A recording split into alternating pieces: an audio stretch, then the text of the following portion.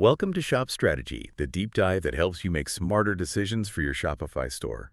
This deep dive is powered by Growth Suite. Growth Suite helps you run smart discount campaigns on your store. You can test it for free on your Shopify store. So you shared some resources about understanding and using Shopify Analytics. And honestly, it can feel like you're staring at this wall of numbers. Yeah. Our mission today really is to cut through all that noise and pull out the key insights, the things that can actually move the needle for your business. We'll explore what these numbers actually mean and how you as a store owner can use them to your advantage. Exactly. The key is really transforming that raw data into, well, actionable intelligence. We'll look at why analytics even matters, what Shopify offers sort of built in, how to maybe enhance it with Google Analytics, and most importantly, how to interpret all this stuff to drive growth. Right. So the first article we looked at from the shopstrategy.com, it really emphasized that running a Shopify store without analytics is like driving in thick fog without headlights on. It highlights how data-driven decisions lead to smarter choices, not just, relying on your gut feeling all the time. Yeah, and what's fascinating there is the direct link they show between understanding your data and actual, tangible business improvements. The article gives us a really compelling example of a store owner increasing sales by 32%. Just by restructuring product pages based on how visitors were actually behaving, it just underscores the power of seeing how customers interact with your store. Really see it. Yeah, that 32% jump is huge. And the article also broke down key advantages, like directly impacting sales growth by fixing issues on pages for items that get viewed a lot but aren't getting purchased. We should definitely dig into how to spot those problem areas later on. Exactly. And it's not just about sales either. Analytics also reveals, store optimization opportunities like identifying friction points in the customer journey. Think about cart abandonment, maybe right at the shipping information stage. Analytics lets you see that specific pain point so you can address it. Makes sense. And for anyone investing in marketing, the article really stressed the importance of measuring ROI. Return on investment. You absolutely need to know if those ad dollars are actually bringing in paying customers, right? Couldn't agree more. So beyond the why, the article outlines some really concrete benefits of using Shopify Analytics properly. Yeah. What stood out to you? Well, I thought the idea of comprehensive sales, tracking across all your channels, online store, social media, even in-person sales, it seemed key. Knowing where your most profitable avenues are, that's just huge. That holistic view is critical. It really is. And then there are the customer behavior insights, understanding things like what products people view together, Right. how long they spend on certain pages, and when they tend to make purchase decisions. It really paints a picture of their shopping experience, doesn't it? Totally. And for anyone who's dealt with that headache of being out of stock or maybe having way too much inventory, the point about smarter inventory management using historical data, that's a game changer. Absolutely. Predicting demand and identifying those slow-moving items saves time, money, and, honestly, customer frustration. Plus, understanding what content and promotions resonate with different customer segments allows for much more effective, targeted marketing. Okay, so before you even think about extra tools, the article pointed out that Shopify already offers quite a lot of built-in reporting features. Right. What's particularly useful there for someone just getting started, would you say? The dashboard seems like a great command center, first off. It's customizable, so you can see the metrics that are most important to you right away. The article suggested focusing on, conversion rate, average order value, and top product sales for beginners. Seems like solid advice. That is solid advice. And the visual data representations, the charts and graphs, they really help to spot trends without getting totally lost in spreadsheets. Definitely. And the date range comparison is vital too, being able to see how you're doing this week versus last week, or say this month versus last year. That helps you understand seasonal patterns and the impact of any changes you make. And it's important to remember, though, that the level of detail you get in these built-in analytics does depend on your Shopify plan. Basic analytics are available to everyone, sure, but the higher tier plans unlock more sophisticated reports, like detailed customer behavior analysis. Yeah, the article did mention some limitations there, like data storage periods and how granular you can get with audience segmentation. It's good to be aware of those constraints, especially as your store grows and your needs get more complex. Right. So for anyone feeling a bit overwhelmed by the dashboard when they first log in, the article provides a really clear step-by-step guide on how to access it and customize it. Okay, and what are the key takeaways for customizing that dashboard? It's really all about making it work for you. Adding the relevant metric cards for your specific business, removing what you don't need, and arranging everything by priority. Conversion rate and average order value are suggested as sort of top priorities for beginners. That pro tip they included about aligning your dashboard layout with your current business goals, that's excellent. If you're focusing on, say, repeat purchases, prioritize those metrics. If it's abandoned carts you're tackling, keep those numbers front and center. Makes sense. Totally. Now let's talk about the metrics themselves, the ones that really matter. The article dives into sales and revenue, customer behavior, and then traffic and visitor data. Okay, let's start with sales and revenue. What should listeners be paying close attention to there? Well, net sales by channel seems crucial for understanding where your money is actually coming from. If Instagram, for example, is driving a significant portion of sales with minimal effort, that's a big clue, right? Huge clue. And average order value, even small increases there, can have a really big impact on the bottom line. Absolutely. And conversion rate. That's kind of the ultimate measure of how well your store turns visitors into buyers. Knowing the average for your industry is definitely a good benchmark to have in mind. Good point. Then when we look at customer behavior, that new versus returning customer ratio tells you a lot about loyalty. And understanding customer acquisition sources helps you focus your marketing efforts where they count. Right. And those shopping patterns, like what products are viewed together, browsing paths people take through the site, those are gold. Gold for optimizing your site layout and maybe creating product bundles. Definitely. And finally, with traffic data, sessions by device type can highlight potential mobile usability issues. If your site isn't great on phones, geographic distribution can inform shipping strategies and maybe localized marketing.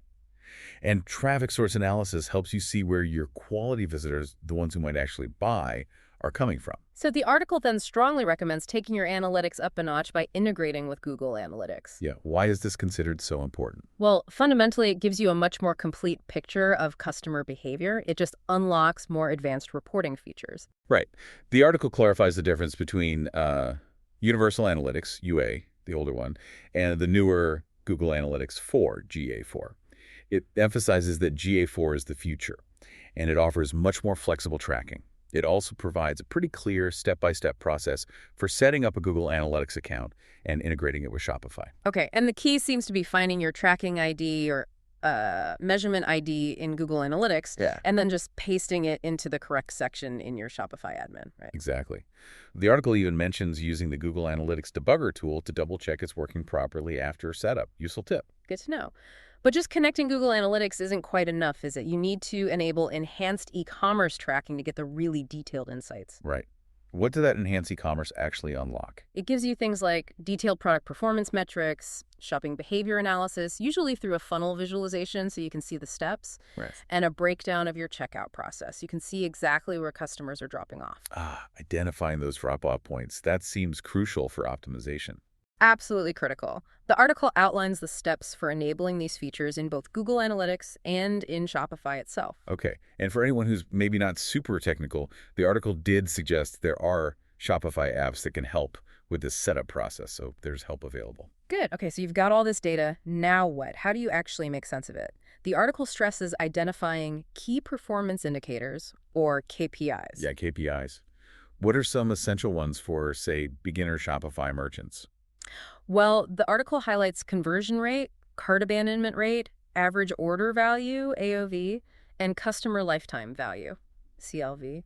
It even gives some basic formulas for calculating some of these, which is helpful. That is helpful. And setting realistic benchmarks and goals is also key, right? Numbers without context aren't very useful. Exactly. The article recommends looking at industry standards, if you can find them, and definitely establishing your own baseline measurements before you start making changes so you can track progress.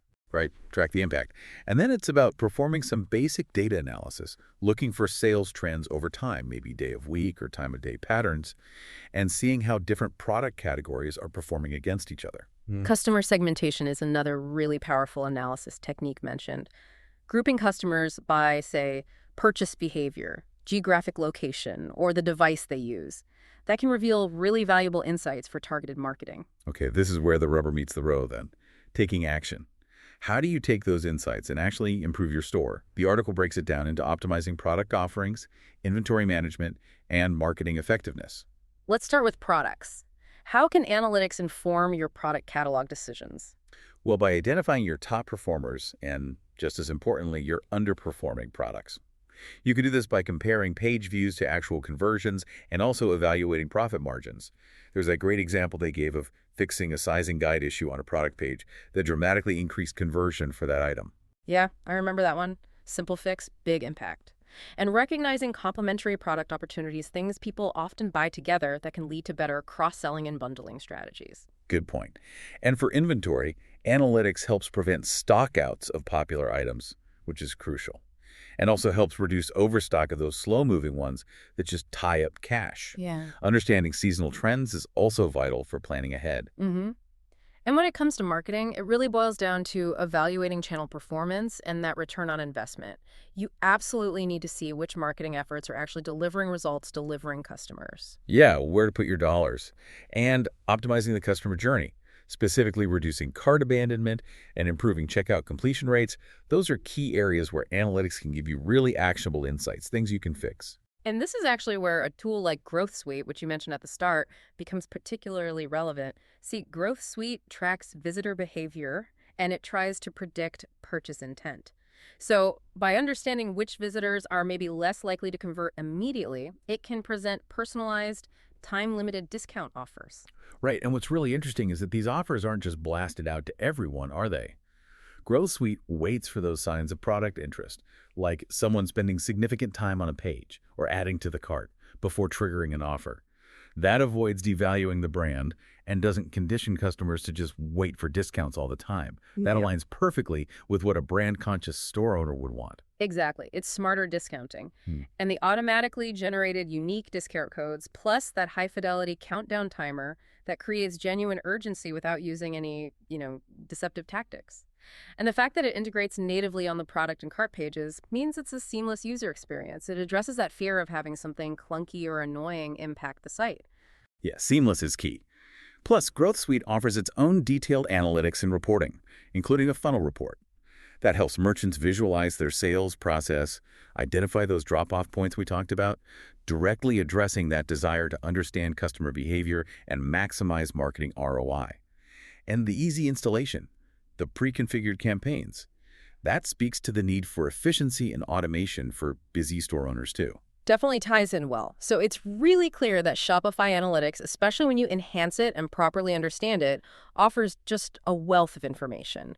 Information you can use to make smarter decisions and ultimately grow your business. Yeah, from understanding your best customers and optimizing your product pages to improving your marketing ROI, the data really is there to guide you. The key, I think, is to move beyond just looking at the numbers and start asking why. Why is this happening and what can I do differently based on this? By focusing on the right metrics, setting realistic goals, and continuously analyzing your data, you can transform those maybe overwhelming numbers into your competitive advantage. Absolutely.